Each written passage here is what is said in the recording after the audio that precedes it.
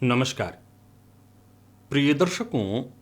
हाजिर हूं मैं राहु और केतु के राशि परिवर्तन प्रभाव को लेकर।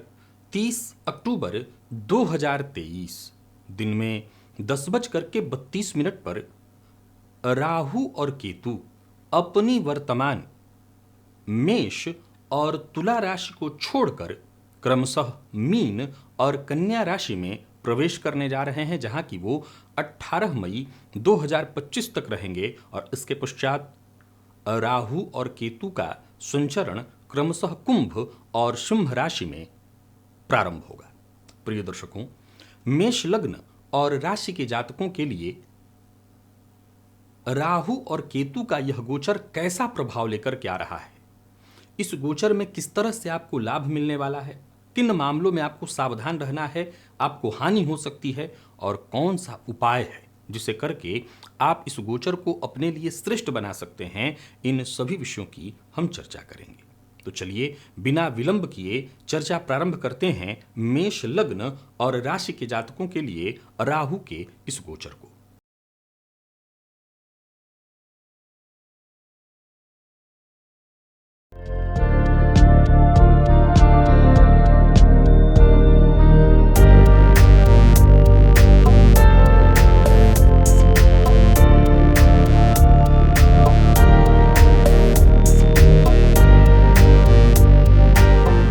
देखा जाए तो मेष लग्न और राशि के जातकों के लिए राहु और केतु का क्रमशः संचरण व्यय और षष्ठ भाव, ये 12वां जो भाव है वो खर्च का है और छठा जो भाव है वो रोग रिपु ऋण का है, होने जा रहा है। सीधी सी बात है कि यह गोचर जो कि राहु और केतु का होने जा रहा है आपके लिए बहुत अच्छा, इसे बहुत श्रेष्ठ नहीं कहा जाएगा।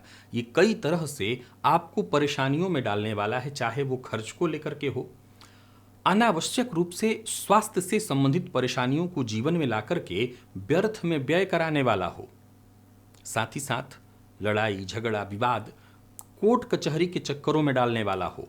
यात्रा भी आपके लिए कष्टदायी सिद्ध होगी। हालांकि एक अच्छी सूचना भी निकलती है कि राहु का संबंध जब 12वें से होता है तो विदेश की यात्रा कराते हैं, पर फिर भी वो यात्रा भी कहीं ना कहीं कष्टदायी, पारिवारिक जीवन में भी उतार चढ़ाव की स्थिति, घर में अगर बच्चे हैं तो उनके स्वास्थ्य को लेकर के चिंता, उनकी शिक्षा को लेकर के चिंता, खुद के स्वास्थ्य को लेकर के तो बहुत ही चिंता हो जाती है, क्योंकि केतु का संबंध जब षष्ठ से बनता है तो ये भ्रामक रोग की स्थिति उत्पन्न कर देते हैं।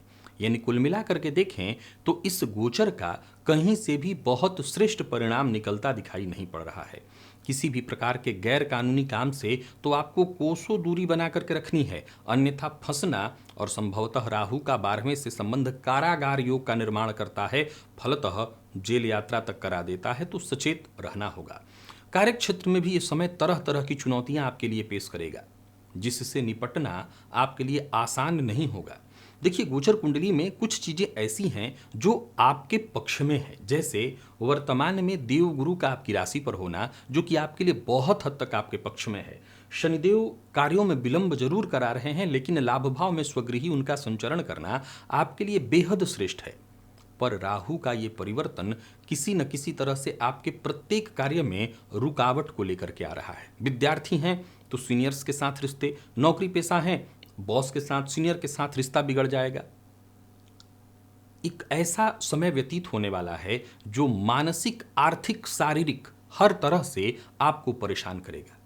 एक ऐसा समय जो हर दिन एक नई चुनौतियों को लिए हुए आपके सम्मुख खड़ा दिखाई पड़ेगा, और आपको बहुत हद तक इस समय विशेष में सावधान रहना होगा, सचेत रहना होगा और घबराए बिना चुनौतियों का हिम्मत के साथ सामना करना होगा। नहीं तो ये परेशानियां कुछ इस तरह से आपके ऊपर हावी होने वाली हैं, जिसके बारे में मैं साफ शब्दों में कह सकता हूं कि मानसिक तनाव और परेशानी अपने चरम पर जाएगी।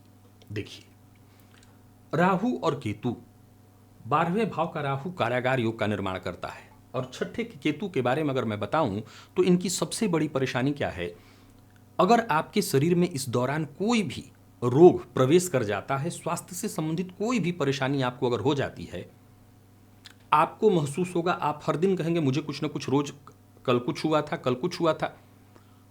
एक ऐसी स्थिति हो कि रोग हो जाए और तुरंत डॉक्टर पकड़ लें, दवाई करें, बात खत्म। लेकिन एक ऐसी स्थिति कि जहां आज आपको कुछ रोग हुआ, उसकी आपने दवा की, वो ठीक हुआ, तो कल कोई और रोग हो गया। यानी खुद पर भी भरोसा अब नहीं रह जाता कि मैं रोग पर भरोसा करूं या ना करूं, और ऊपर से डॉक्टर, घर के लोग ही कहने लगेंगे अरे कुछ नहीं है, सब ठीक है, तुम्हारा तो रोज का है। यानी कहीं ना कहीं व्यक्ति विश्वास खोने लगता है। ये वो समय होगा। यहां समझने का प्रयत्न करिए। 12वां भाव, यहां पर बैठे राहु, इनकी 5वीं जो दृष्टि है वो आपके चतुर्थ भाव पर पड़ेगी। ये जो चतुर्थ भाव है, भूमि, भवन, वाहन, माता का सुख, आपके स्व उपार्जित संपदा का, ये सुख का भाव है। यहां पर राहु की दृष्टि होगी। इसके बाद राहु की दृष्टि षष्ठ भाव पर और राहु की दृष्टि अष्टम भाव पर। सबसे पहले यहां से प्रारंभ करते हैं। यहां से बैठे राहु की जो दृष्टि चतुर्थ पर पड़ेगी, तो ये माता के स्वास्थ्य में परेशानी, गृह कलह और घर से दूर जाने के लिए ये आपको प्रेरित करेगा या ऐसी परिस्थिति उत्पन्न कराएगा जिसके चलते घर से दूर जाना ही पड़ेगा।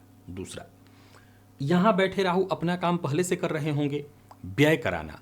राहु एक ऐसा ग्रह है जिसे हम छाया ग्रह कहते हैं। अच्छा देखिए, ग्रह के परिवर्तन में जहां परेशानियां होती हैं, जैसे मैं मेष लग्न और राशि के जातकों के लिए इस राशिफल की चर्चा कर रहा हूं, मैं आपको बता दूं कि देखिए, ये बात कभी मत भूलिए कि मैंने आपके लिए एक लाइन में कहा यह गोचर ठीक नहीं है, यह सत्य है, क्योंकि ऐसा दिख रहा है। लेकिन ये बात सदैव ध्यान रखना होगा, गोचर मौसम की तरह होता है। वर्तमान समय में मेष राशि के जातकों के लिए कोई ढैया, 7.5 इत्यादि का समय नहीं है। अब अगर आपकी जन्म कुंडली में कोई मार्केस इत्यादि नहीं है, आपके राहु अगर सचमुच बहुत खराब स्थिति में है, नीच राशि इत्यादि में है, तब तो ये गोचर, जैसा मैंने खराब कहा है, परेशानियों वाला कहा है, किसी मुसीबत में फंस करके जेल यात्रा तक करनी पड़ सकती है, मैंने कहा है, ये सब कुछ होगा। लेकिन अगर राहु कोई बहुत बुरी स्थिति में नहीं है, कोई बुरी दशा नहीं चल रही है, तो परेशानी तो तब भी होगी, लेकिन उस परेशानी की जो शक्ल है वो ऐसी होगी कि व्यय, व्यर्थ का व्यय हो जाएगा। अब कई बार हम उसको भी व्यर्थ का व्यय कहेंगे जहां बहुत आवश्यकता नहीं थी खर्च करने की, आपका वहां भी खर्च हो। आप अपने शौक मौज पर, मतलब आपके पास अगर 50 शर्ट हैं और ऊपर से आप 50 और खरीदते हैं, तो ये व्यर्थ का व्यय है। एक उदाहरण मैं दे रहा हूं कि जिन चीज़ों की तत्क्षण आवश्यकता ना हो वो व्यर्थ के व्यय में जाएगा। लेकिन वो चीज़ें अगर आप अपने जानबूझ के अपने लिए खरीद रहे हैं, तो कम से कम आपको तो पता ही है, इसीलिए ये व्यर्थ का व्यय होते ही वो भी संभल जाएगा। लेकिन वही राहु अगर और केतु पीड़ित स्थिति में हैं, तो ये व्यय बहुत ही खराब, आप इसको कहिए, और व्यर्थ का कहिए। षष्ठ भाव पर राहु और केतु की दृष्टि का यहां एक संबंध से कुछ फायदा और कुछ परेशानी, लड़ाई झगड़ा, वाद विवाद में आप फंसेंगे, परेशान होंगे। लेकिन एक अच्छी बात यह है कि लड़ने और झगड़ने से अंततोगत्वा जीत अवश्य मिलेगी। अष्टम पर राहु की दृष्टि से भी आकस्मिक परेशानियां जीवन काल में उपस्थित होती रहती हैं। एक के बाद एक कोई ना कोई घटना, कोई ना कोई परेशानी लगी ही रहेगी। स्वास्थ्य से संबंधित परेशानियों का जीवन काल में लगे रहना, ऐसा होता देखा गया है। अगर इस गोचर काल के दौरान सदा के लिए आप विदेश में बसने का प्रयत्न करें, सदा के लिए, तो ये गोचर ठीक आपके लिए सिद्ध होगा। यानी अगर आप पाश्चात्य देशों में चले जाते हैं, विदेश चले जाते हैं, अब सवाल एक और खड़ा होता है कि क्या वहां अगर मैं चला जाऊंगा तो ये ग्रह मुझे प्रभावित नहीं करेंगे? करेंगे, बिल्कुल करेंगे। लेकिन कहीं ना कहीं परेशानियों की जो शक्ल होगी वो थोड़ी बदली बदली सी होगी। यानी परेशानियां अलग अलग तरीके से आएंगी वहां भी, लेकिन वो थोड़ी अलग होंगी। तो अगर आप विदेश जाने का प्रयत्न कर रहे हैं और बात आपकी नहीं बन पा रही थी, तो वो बात बनेगी। अब यहाँ केतु के बारे में देखिए। षष्ठ के केतु हमेशा भ्रम की स्थिति, परेशानी की स्थिति उत्पन्न करते रहते हैं। केतु का संबंध बनेगा। कई लोगों का मानना है कि केतु राहु की दृष्टि नहीं होती, लेकिन जिनका मानना है उसका प्रभाव दिखाई भी पड़ता है। तो केतु की दृष्टि कर्म भाव पर, ये कार्य क्षेत्र में उतार चढ़ाव की स्थिति। 12वें भाव पर दृष्टि पड़ेगी जहां कि ये कारक ग्रह माने गए हैं।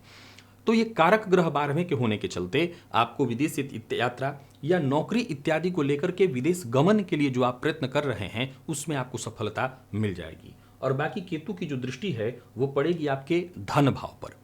तो धन खर्च तो होगा, लेकिन अब यही है कि आपको मैं कुछ रास्ता और उपाय बता देता हूं, ताकि इन उपायों को करके सही दिशा में आप अपना खर्च करें। अब एक और सवाल खड़ा होता है कि क्या मेष लग्न और राशि के जातकों के लिए यह गोचर कतई अच्छा है ही नहीं?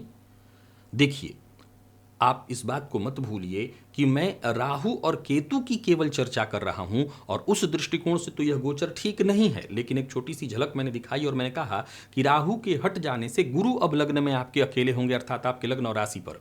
फलतः कहीं ना कहीं गुरु के यहाँ अकेले हो जाने से, गुरु का अपना प्रभाव जो अब तक गुरु राहु के साथ होने के चलते वो श्रेष्ठ प्रभाव नहीं दे पा रहे थे, वो देंगे। एक नंबर दो, शनि भी स्वगृही लाभ भाव में बैठ करके लाभ की स्थिति उत्पन्न कर रहे हैं। तो एकदम से ये कह देना कि नहीं अब तो सब खत्म होने जा रहा है, ये तो गलत हो जाएगा, ऐसा नहीं है। हाँ, इस गोचर का प्रभाव तो परेशानियों वाला होगा। अब और एक बात समझ लीजिए, राहु और केतु के इस गोचर काल के दौरान किसी को भी अच्छा नहीं होगा ऐसा नहीं है। जितने भी विद्यार्थी हैं, जितने भी ऐसे नौकरी पेशा लोग हैं जो बहुत लंबे अरसे से अपनी नौकरी में परिवर्तन के लिए प्रयत्नशील थे, एक बात सदैव याद रखिएगा, राहु और केतु का गोचर निसंदेह कष्टदायी होता है। ये समय जब बदलता है और हमारे पक्ष में न हो तो परेशानियों को देने वाला होता है, इसमें कहीं कोई दो मत नहीं है। लेकिन ये बात कभी मत भूलिए कि राहु और केतु का जो परिवर्तन है वो हमारे जीवन में भी परिवर्तन लेकर के आता है, और कई बार ऐसे ऐसे परिवर्तन होते हैं जिसकी हमें बहुत आवश्यकता थी। तो नौकरी में यदि प्रमोशन रुका हुआ था, आपका नौकरी में ट्रांसफर रुका हुआ था, वो सब कुछ होगा इस गोचर काल के दौरान। आप विद्यार्थी हैं, प्रतियोगी परीक्षा के विद्यार्थी हैं, बहुत अच्छा है आपके लिए, आप मेहनत करिए, पुरुषार्थ करिए, सफलता मिलेगी। राहु के चलते भी कुछ फायदा आपको मिलेगा। कोर्ट कचहरी के चक्करों में यदि आप फंसे हैं तो निस्संदेह फंसेंगे और परेशान भी होंगे, लेकिन वहां का राहु अंततोगत्वा जिताएगा भी आपको, तो ये कुछ अच्छाइयां भी हैं। अब इस समय को और अच्छा करने के लिए हमें क्या करना चाहिए? तो गणेश जी की आराधना करनी चाहिए।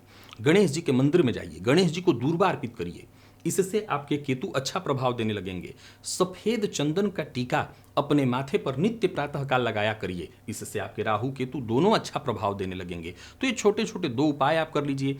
देवी की आराधना करने से, गणेश जी की आराधना करने से राहु और केतु का श्रेष्ठ प्रभाव मिलने लगता है।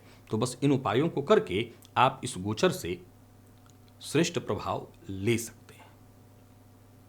आज के लिए बस इतना ही। तब तक के लिए नमस्कार।